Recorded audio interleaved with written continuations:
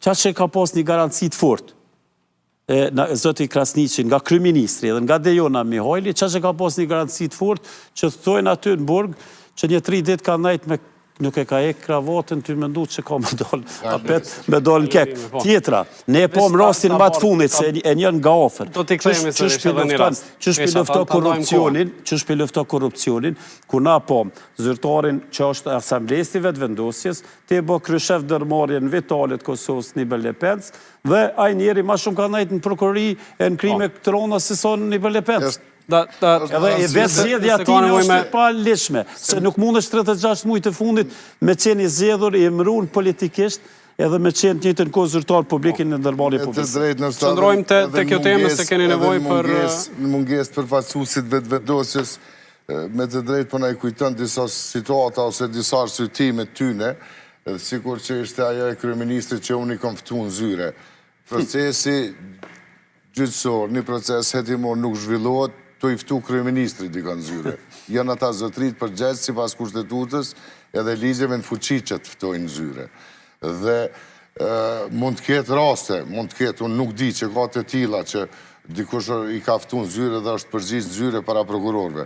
Por me gjithate, kë kryeministër ka ardhë me një narrativ, me një retorik që unë e di që është tërsisht populiste, si pas të cilës kjo është ndryshe prej të tjerve. Kjo nuk është si të tjerë, ndërkohë që tash kërkon mbështetje tek rastet e maparshme. Duke e bo krahasimin me rastet e kryeministrave të maparshëm. Nuk ka asnjë rast të përmend edhe këtu më parë.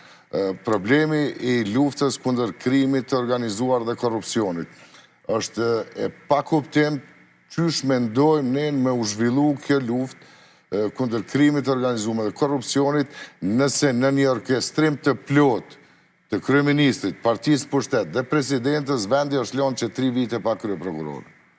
Dhe është lënë thjesht për arsye politike, sepse ka thonë njeri publikisht dhe ne nuk mundemi ose edhe nuk ka nevojë madje për ndonjë zbërthim, se nuk mund bëhet dikush për kundër vullnetit tim, kryeprokuror në këtë shtet. Dhe këtu nuk ka, kjo të regon për një mendësi që është të jetë primitive dhe në fakt jo sundimi i ligjit, por madje edhe liritë dhe të drejtat e qytetarëve tonë konsiderohen që janë vënë në rrezik nëse kemi një qasje tillë nga ekzekutivi i vendit.